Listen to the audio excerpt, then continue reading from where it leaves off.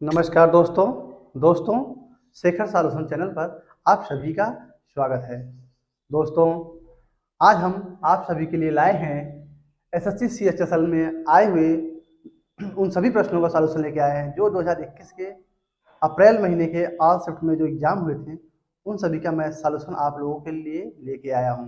दोस्तों, यह सीरीज आप लोगों के लिए बेहद ही महत्वपूर्ण और हेल्पफुल होने वाली है, क्योंकि दोस्तों मैं इसमें आपको बेसिक कॉन्सेप्ट तो बताऊंगा ही बताऊंगा, साथ ही साथ उन सारे ट्रिक को भी बताऊंगा जिसके माध्यम से आप इन सभी क्वेश्चन को आसानी से कुछ मिनटों में या यूं कहें दोस्तों कुछ सेकंडों में ही सॉल्व कर सकते हैं। तो चलिए दोस्तों, ज़्यादा समय आप लोग का नहीं लेंगे, आइए वीडियो स्टार्ट करते हैं।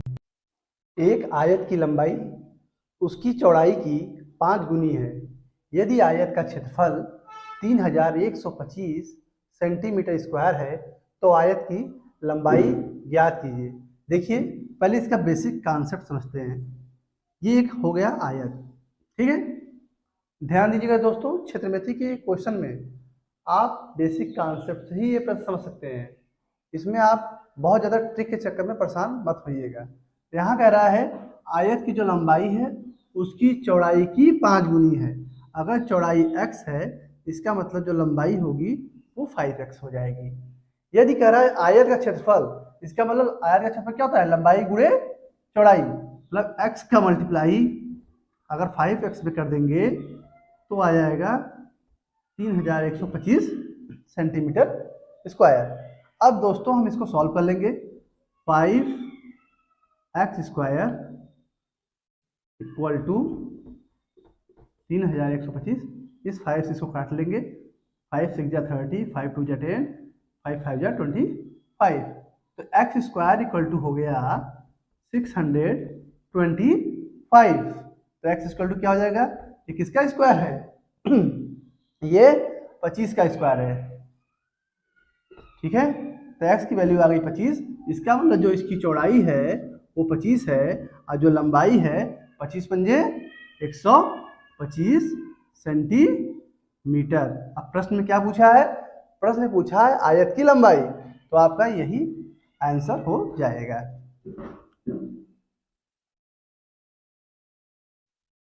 यदि 480 का 25% प्लस 500 का 30% प्लस 90 का x% बराबर 900 का 35% हो तो x का वैल्यू ज्ञात करिए। तो देखिए दोस्तों, क्या करना है इसमें? 480 का मतलब गुणा 25% का जो मतलब होता है वो होता है 1/100। तो हम नीचे यहाँ क्या कर लिए?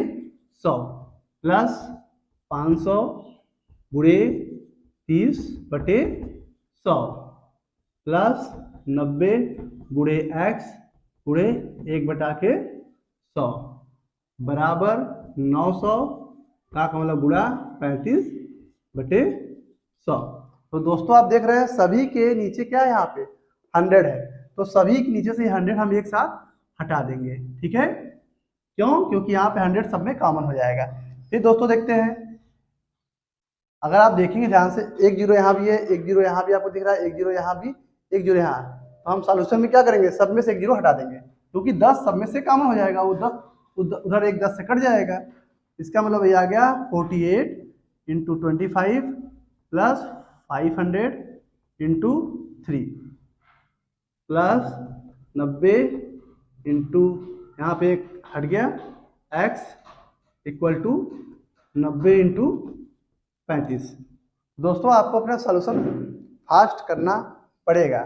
25 अट्ठे 200, 200 की जीरो हाथ से लगा 20, 25 चौका 100 और 100 और 20 120 प्लस 5 15, 2 जीरो लगा दिए।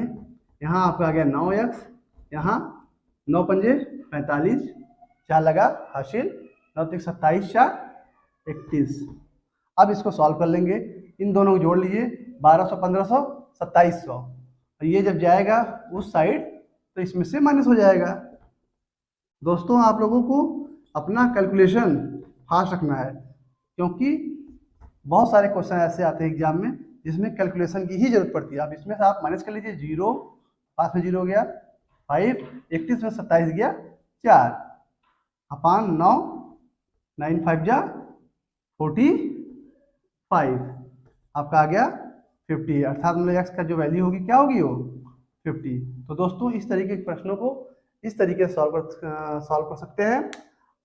दोस्तों जैसा कि मैंने आप लोगों से वादा किया है कि मैं क्वेश्चन का बेसिक तरीका ही बताऊंगा और साथ ही साथ आपको शॉर्ट ट्रिक भी बताऊंगा, लेकिन वो शॉर्ट ट्रिक के लिए आपको चीज़ों की क्लियरिटी होनी चाहिए। जैसे 480 का 25%, आपको 480 का 25% निकालने का तरीका पता होना चाहिए। आप जानते हैं 480 का आधा करेंगे तो क्या आ जाएगा, ये 240, तो 240 क्या होगा 50%। अब 240 का जब आधा कर दिए, 240 का आधा कितना हो जाएगा 120, तो 120 क्या हो गया 25%। तो हमने ये भाग जो है, ये जो पोर्शन है, इसको मैंने सॉल्व कर लिया। आगे 120 प्लस 500 का 30%। तो दोस्तों अगर आप हमारा पहले के वीडियो देखे होंगे तो मैंने बताया है, अगर इसमें से एक जो हटा दिए तो ये जो बचेगा ये 10% होगा। जब 10% 50 हो रहा है, इसका मतलब 30% कितना हो जाएगा 150 प्लस 90 का x%। तो दोस्तों इसको आपको छोड़ देना है क्योंकि यही तो आपको निकालना है। ठीक है, x/100 इक्वल टू आप कर रहे हैं 900 का 35%। तो आपको दोस्तों आपको मैं बता दूंगा परसेंटेज का मतलब 100 होता है, तो 0 से 0 तो पूरा कट ही जाएगा, सीधा आप इसका मल्टीप्लाई कर दीजिए। 9 पचे 45, 4 लगे हासिल, 9 3 का 27, 4 31। ठीक, अब आप इसको ऐड कर लीजिए 270, इसमें से इसको आप ऐसे रहने दीजिए, एक जीरो से 1 जीरो काट दीजिए, 9x/10 इक्वल टू 315, 9x/10, इसमें से इसको घटा देंगे तो आ जाएगा आपका 45, 9 से काटिए, 9 पचे 45, ये 10 जाके इसमें क्या हो गया गुणा हो गया, तो x का मान 50 आ गया। तो दोस्तों आप इसको इस तरीके से भी सॉल्व कर सकते हैं। नेक्स्ट क्वेश्चन, ए के वेतन में 8:11 के अनुपात में बढ़ोतरी हुई, यदि अब उसका नया वेतन 33,000 है तो उसका मूल वेतन क्या था।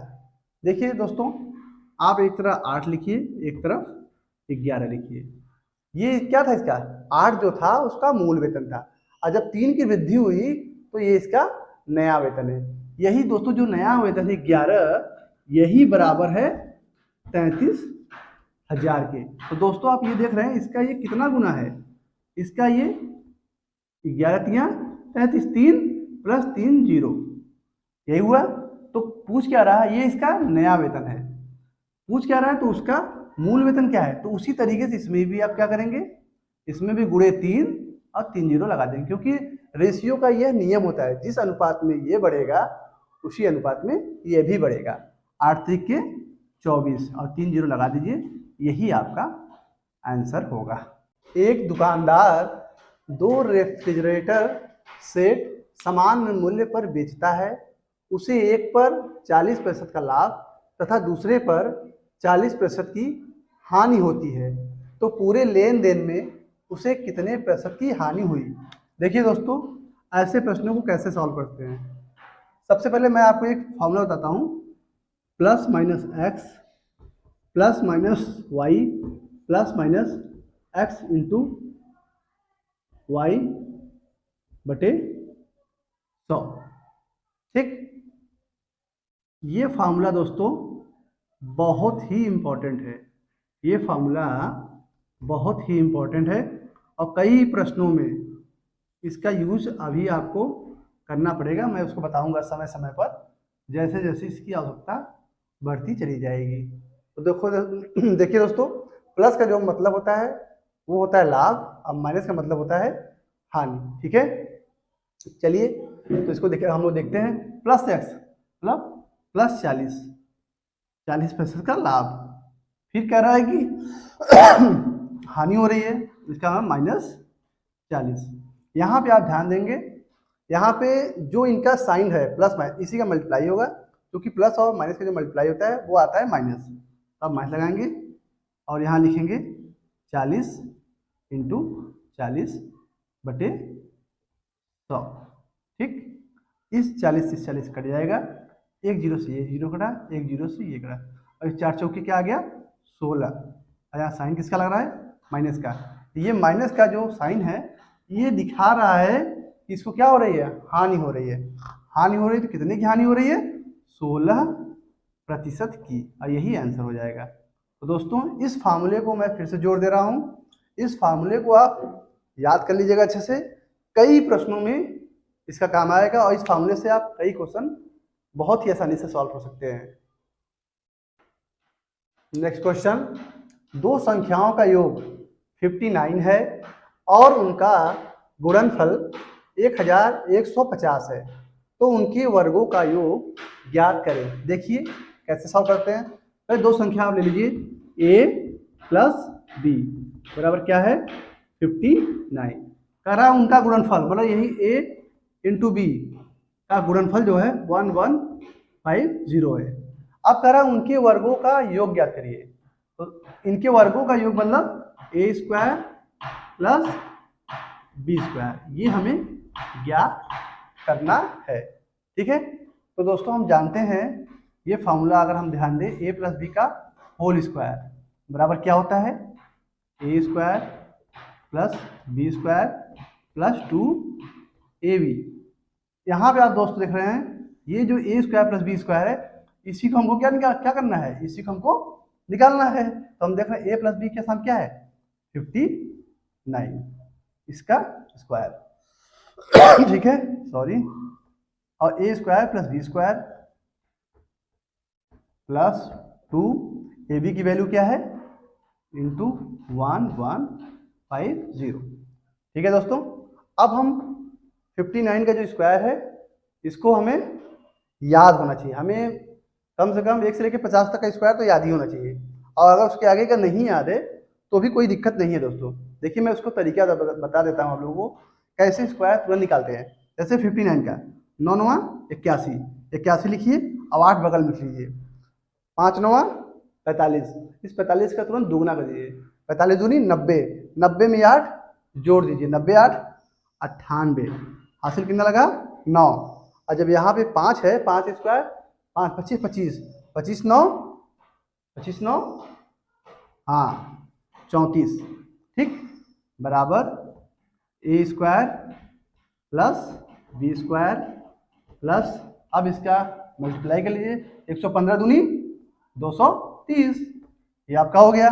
इसको यहीं रहने दीजिए और इसको इस बगल लाके माइनस कर लीजिए, 3481 माइनस 2300 बराबर a square plus b square. हमको यही निकालना था। हाँ ये मैथ करते हैं, ये तो आपका 81 ही आ गया। अब 4 3 गया 1, 3 2 गया 1, इसका मतलब 1181 a square plus b square की वैल्यू होगी। तो दोस्तों इसको करने का एक ही मकसद होता है कि आप लोग चीज़ों को समझें, और कैलकुलेशन आपका हमेशा फास्ट होना चाहिए। जितना आप कैलकुलेशन फास्ट करेंगे, सॉल्व करने में आपको आसानी होगी और आपकी समय की जो है वो बचत होगी।